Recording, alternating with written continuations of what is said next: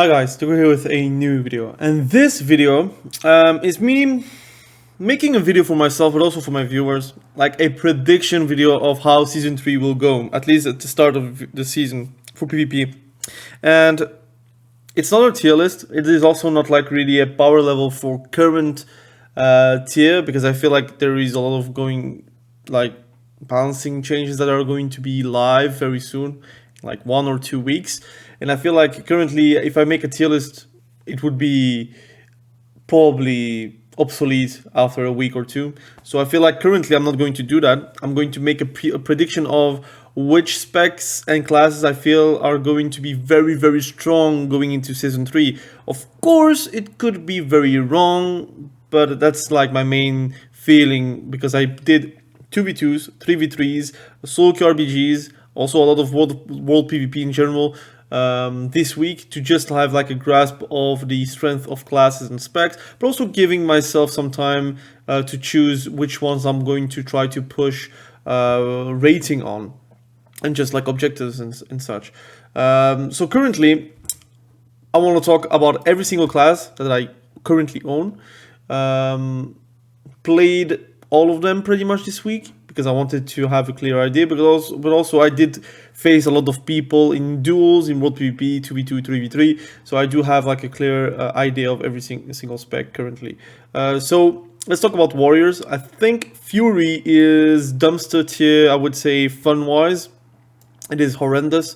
I think they really ruined the spec with the change about Reckless Abandon, which effectively only gives you 1 blood buff, but also the CD is shared with Bloodthirst, so it's a really, really weird way to fix Fury Warrior. I feel like it's not fun. It's really, really not fun. Now, is it strong? I think there is a world where it's going to be strong, especially since they are kind of tuned for the 4 set, at least 2 set wise. 4 set is still something that you want, but it's like not something you have to take. But the 2 set is pretty much like a have to. If you don't have 2 set, I think this season is going to be rough. But normally you should have 2 set the first week, or maybe the second week, depending if you reach 1600 or not. And also if you're lucky with the vault, you should safely have a 2-piece, I would say. But Fury Warrior is not really going to be that impressive, at least. Not like power-wise, but also not fun-wise. I think Arms Warrior is very, very strong. I think it's a very versatile spec. I think it's also going to be shining in Season 3. I think a lot of people are going to complain about Arms Warrior, for better or for worse. I think, personally, I do see clear weaknesses, because I do play arms myself, and also I play versus other arms warriors. So whenever I'm playing like with my elemental Shaman or enhancement Shaman or my Retribution Paladin, I do feel like arms, I can circumvent a lot of their strength because of my knowledge of arms warrior. But I understand why some people would not really complain, but see how strong they are. But I do feel like they're not like #1 spot, at least in like strength wise. They are very versatile though, so you will see a lot of arms warriors in a lot of comps, in solo shuffle, even in SOLOQ RBGs, like in anything, because it is a fun spec, but also a very strong spec. So that combination together with also being popular is going to propose them into the top 3 most played specs out there for PvP. But Protection Warrior, for example, I'm going to give you a few things. I think it's just like irrelevant in PvP in general. You can have fun with it, but it's not going to be very powerful. Shamans, Restoration Shaman is, I think, officially the worst healer currently in the game for PvP.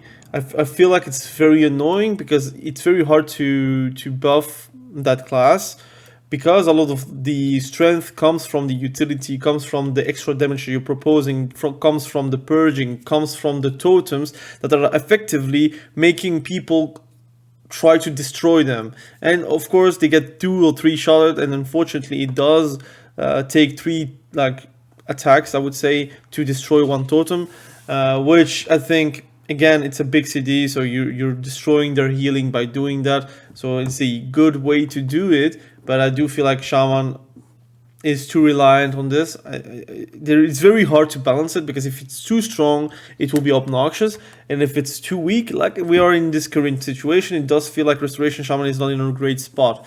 Of course, you can probably perform very well as a Restoration Shaman in general if you're like someone that is very good at it, but I don't think like a multi-class healer is going to choose Restoration Shaman above anything else currently. Enhancement Shaman is also strong, but it's difficult because you're very reliant on your comp, how they work. Like, it's not really, you're not going to solo carry games. And yes, you can have the odd RNG where you can actually destroy someone. But again, if someone knows how you work and they see your CDs popped, they are going to try to stop you. I can compare them with a Frost Decay, although I think it's way more consistent than a Frost Decay. But it is playing kind of the same. You need your CDs to do something incredible as a Shaman, like as an Enhancement Shaman. So I think the beginning of Season 3 will be a bit of a struggle. They might get a buff or two, again, depending on the situation where they're going to make them go for. But I think they're going to get a buff eventually. Elemental Shaman is really one of the best, if not the best caster in game currently. If you're not counting Augmentation Evoker, I don't count them as a caster, I count them as a support abomination. Like everything that someone would complain for tanks, you actually give it to Augmentation Evoker. So again, either you make tanks also relevant in PvP, or either you just destroy Augmentation's survivability, I would say. But Elemental Shaman is really strong. I think it's a meatball machine. I think it has a lot of potential in Season 3 to shine. I think a lot of people will complain still. I think they have so much utility. I feel like if you could take a Restoration Shaman in your group, you could easily say to someone to go another healer and you would go Elemental Shaman. Because it brings a lot of utility that a Resto Shaman would bring, but also the damage is like unrelentless. Like it's unstoppable with the way of how you're playing currently the game as Elemental Shaman. So I think it's a very good pick for Season 3. And I already discussed it multiple times. I think it's one of the most versatile classes in the game, and it just shows beginning of the season that you're going to have to be careful versus Elemental Shaman in general. Druids, Restoration Shaman, very strong still, very hard to kill as well if you're like in BGs. In arenas, it's a bit different, but again, switches are good whenever you're playing 2v2 or 3v3 with like Discord, but in Soul Shuffle, people are not comprehending the idea of switching on the Restoration Shaman or the Restoration Druid. So it means that you are very unkillable, so you can concentrate on the two other DPSs to heal. They have some off DPS capacities in 2s, which is something very fun to have. In 2s, it's going to be very difficult to deal with as well, since they do get buffs again on damage, especially on Rake and Shred, which again, those two abilities are not that wow, but it's something that is going to add up at the end of the day. It's a really strong healer, and I wonder what they're going to do in Season 3 to tune it, because I think the main problem is mastery. I think they have to rework mastery to a way where HOTS are relevant without any other HOTS on the end on the allies, but not make them too strong, because then it's just like too hard to like eliminate those DPSers. It's a very hard spot to actually tune healers in PvP, because you don't want to make them useless or make them powerless, but you don't want to make them also OP in certain situations. Feral Druid, very strong. I think it's a very underrated spec. I know that a lot of people are complaining about the survivability, but you cannot have everything. I think the dots that you can produce and the damage that you can produce and the force that is obnoxious. Ferocious Bite is actually doing for 200k currently in the game if you're like itemized correctly. It is really, really strong. I think I could safely say that Balance Rate is also very strong. I think the damage is really out of control, and I'm not going to ask them for a nerf, but I think Cyclone is such a ability that is going to be a problem in 2-3 seasons time. Of course, the buffs towards the trinket for healers could make them like go over the Cyclone effect and not go for a nerf for Cyclone, but I do feel like Balance Druid is like the main offender in arenas wherever someone is going to play Balance Druid to the perfection, that it feels like cheat coding, I would say, compared to other specs which don't have that kind of CC. Because again, an unbreakable CC that is spammable is really strong. I want to iterate that it is very strong. There is not a lot of classes and specs that can do that. I think there is none, except of course Cyclone. You can spam Fear, which is also very effective, but it can break. But Cyclone cannot break, and again, it's very hard to do anything versus that. Garden Druid, I'm not going to talk too much about Garden Druid. I think again, tanks unfortunately don't really have the grace of Blizzard, and they don't want to like change them to make them non-obnoxious in PvP, where to the point people are going to accept them in PvP. Right now it is not the case. I think people are just looking at you and they literally grief you if they see you in game, unfortunately. Warlock, Demonology Warlock is an abomination of a spec. It's not fun. It does damage though. The foresight will do a lot of damage though, but I don't know what they're doing with it. I think it's not going to perform. It's going to perform well, but nobody will really play that because of the fun that it can produce. Because it is not fun. The rotation is really obnoxious. The way on how you're doing damage is invisible to you, except if you have like great add-ons that can show you what you're doing. It's very hard. Your pet is doing like a lot of damage, but it's very hard to track whenever you have like 10,000 imps doing a fireball covering your screen. So for me, currently, Demonology Warlock is out of the picture, just fun-wise.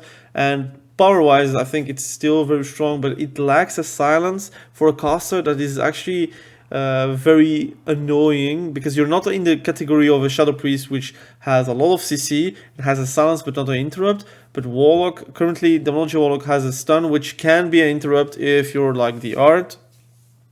But that said, you have a Fear and Coil if you're playing Coil. But I don't know, man. You cannot compare Shadow Priest with a Demonology Warlock. So currently, it's not a fun spec to play. Affliction Warlock actually strong, but I think it suffers from the same thing, which is allies removing your dots. Your survivability is paired with the knowledge of your healer. If your healer knows how to heal you, you will survive for a long time. If they don't know how to position themselves and they're line of sighting you while you're trying to TP, you're getting punished. Now, is it going to be very strong in Season 3? My prediction would be that it is going to be middle of road, like a caster, which is right now still high, because casters are like very meta in this game right now. But Affliction Warlock is just not the best at dealing with the best specs currently. I would say the nerfs to Hunters and Priests on their dispels makes them actually more lethal right now, but I think it's still very highly trainable, and you're very much depending on your healer to do their job.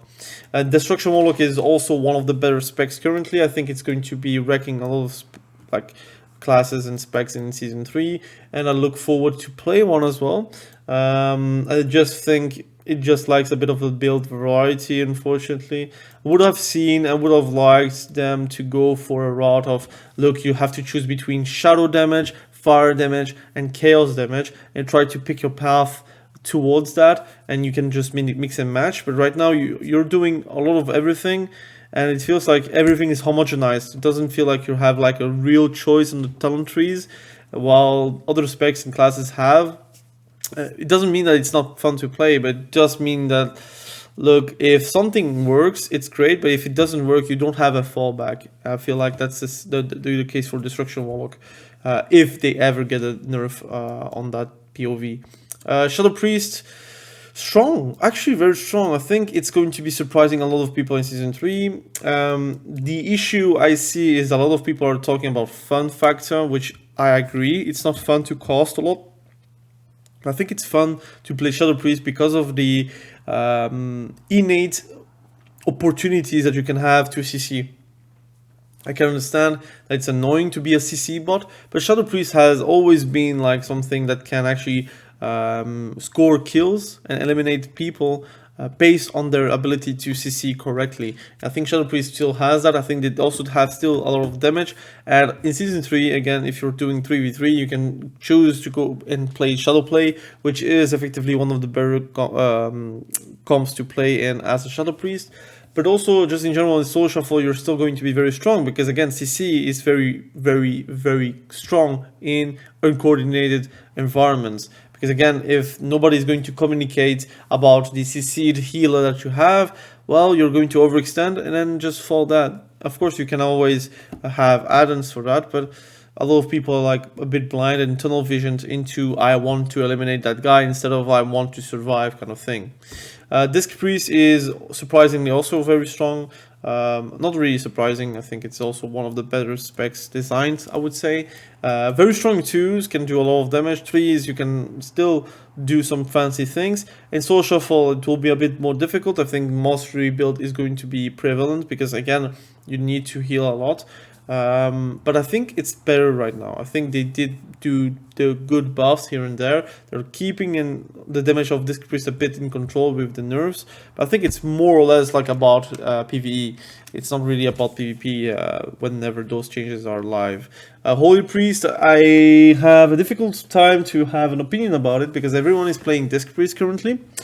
And because they got a mini rework here and there again.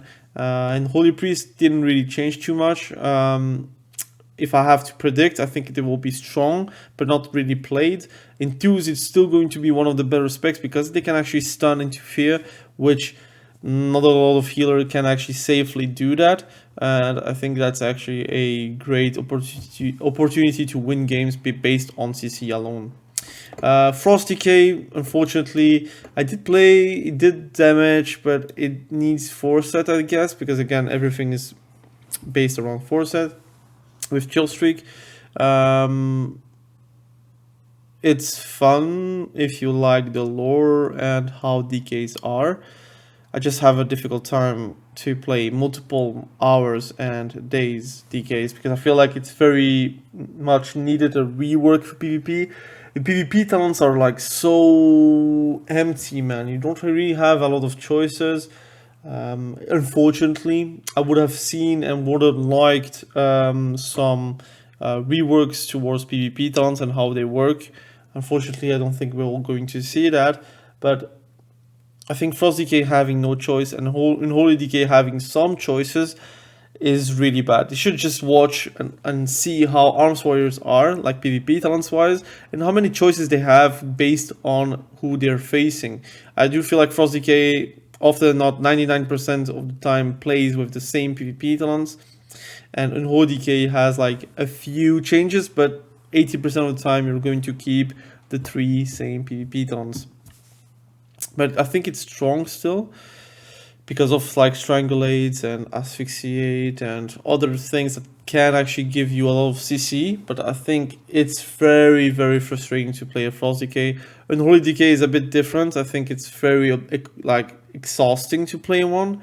They do need a rework as well. But again, PvE, they're doing well. So it's very hard to actually ask a rework whenever someone, like I would say PvEers, are not really feeling the same for those 2 specs, which are DKs.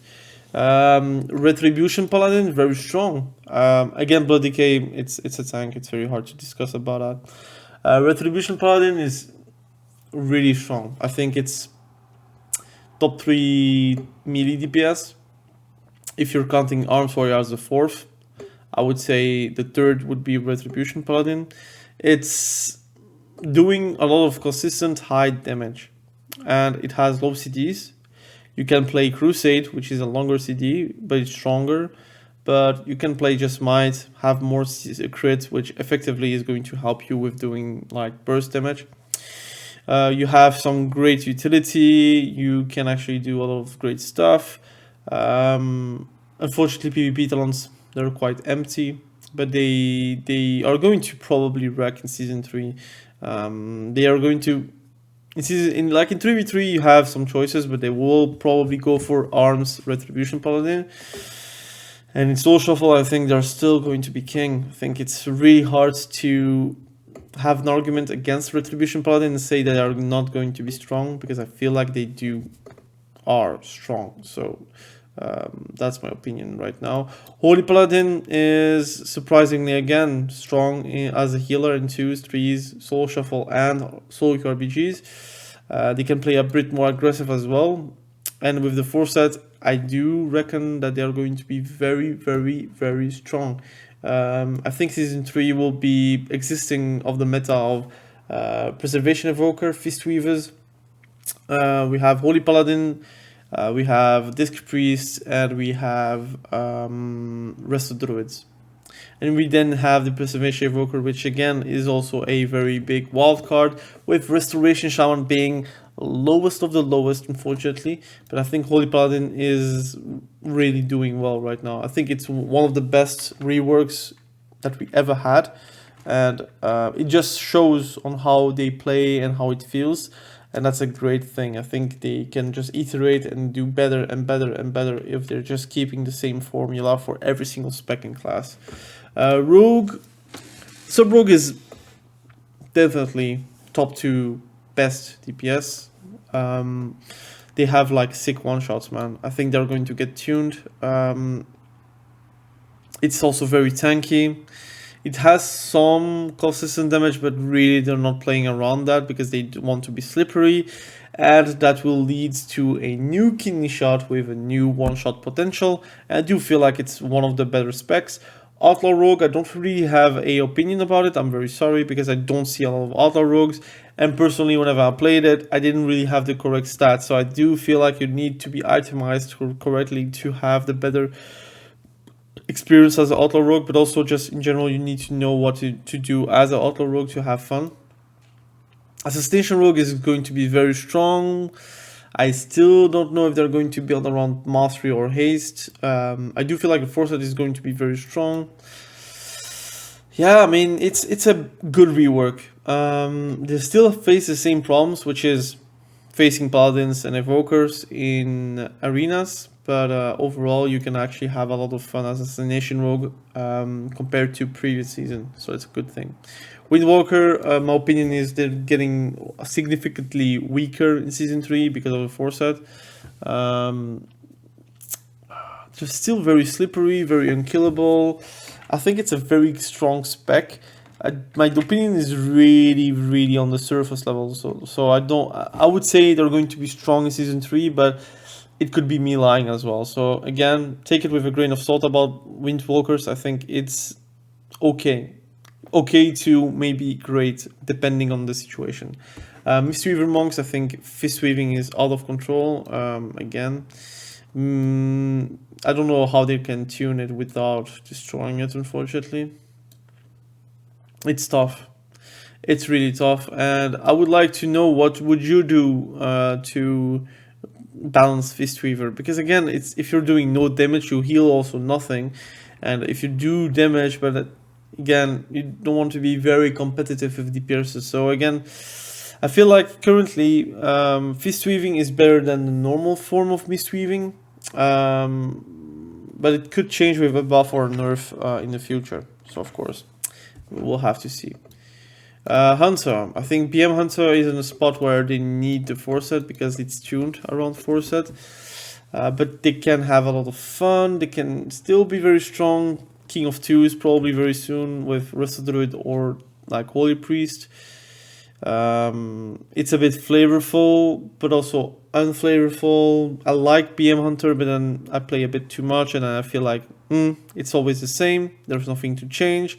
They nerf Feign Death, which kind of opens up to other PvP talents, but unfortunately, it does feel like PvP talents, you don't really have a lot of choices. So for me, PM Hunter is going to be performing in Season 3, but I don't think it's a very fun spec currently to play.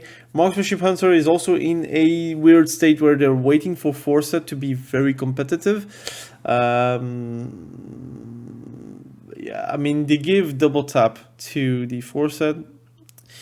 I think they're going to be very strong if they have Foresight. If they don't have Foresight, it will feel the same as current Season 2. But it's definitely going to be a spec that is very much going to be a very popular spec. because of that. I am worried about nerfs in the future. Hopefully they don't nerf the one thing that is actually OP. I prefer them to adjust the other kits and then nerf. But knowing Blizzard, they would just nerf it and then just keep it like that. And I would like to see compensation somewhere. Survival Hunter is a very fun spec. I think it's performing in the right hands. I think the unfortunate part is they do lose a defensive with Feign Death, and that's my take. I still think it's strong, but I don't think it's like crazy strong, right? Demon Hunter, they got a powerful rework. I think it's definitely in the top 2 best melees in PvP. It is very slippery, has a lot of defensives, a lot of self heals, a lot of damage, which is mostly AoE.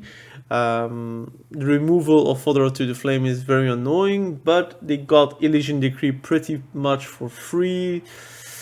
So I think it's a 50-50 situation where Demon Hunter can be a great asset for Season 3, but I'm very worried about eventual nerfs going into Season 3, so beware of maining one. Fire Mage. Fire Mage is going to be very strong in 3s, very strong in 2s, with the right DPS or healer.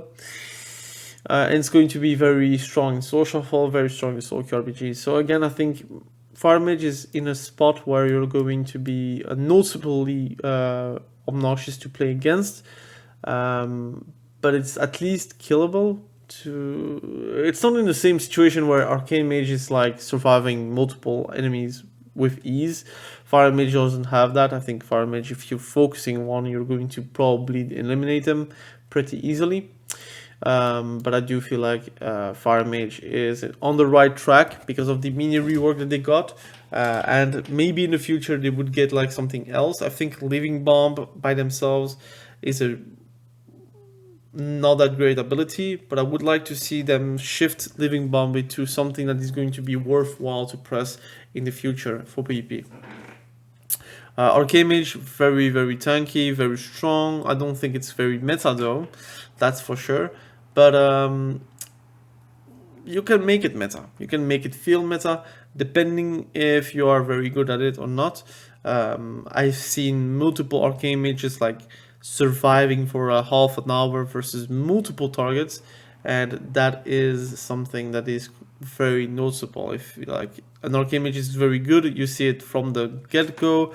If an Arcane Mage is very bad, you also see it from a mile away. So Frost Mage, they got a good 4 set. Glacial Spike is going to be again back on the menu. Ray of Frost is very strong. I think you can still play the Kamikaze build of Frost Mage, although it's very risky with current landscape of burst. But I think Frost Mage is in a spot where they're not going to get a lot of changes, but the meta will shift and maybe make them even better because of the meta. So that is my opinion for all the classes I'm playing. Evoker, no opinion. I think Augmentation Evoker is still very strong, very OP. Devastation Evoker is still very cheesy. You can probably have a lot of fun in SOLOQ RPG, but I think very frustrating in everything else. A Preservation Evoker is one of the better healers in the game, but I would not venture my Preservation Evoker in 2v2 because I feel like in 2v2 you are highly susceptible to getting like a big switch onto you, and that could be very lethal. So that is my opinion for Evoker. Overall, I think we are going to play a very good meta, a very good and fun meta in Season 3. I think the trinket changes is noticeable from the games I've played, but I think I can adapt, and I think a lot of people will adapt, and I think it will be, at the end, the best solution for healer gameplay, which is like part of the system, just in general. So we'll have to see if they're going to continue with this route to get healers being more fun in PvP. But this is pretty much my video. I will make a guide for warriors very soon. I think this week, once the honor gear is out, I will be for sure making a video about it, about warrior and arms warrior, just in general, the guide. I have a poll up about the boost I can use. You see a boost up here. I have all the characters, but I made a poll, so if you want to check that out, please do check that out so we can actually discuss about the eventual boost I will use and the topics of the videos I will be discussing with the boostee. But anyways, thank you for watching, have a good day, and be sure to stay safe. We will catch each other probably very soon in the next video. Have a good day. Bye.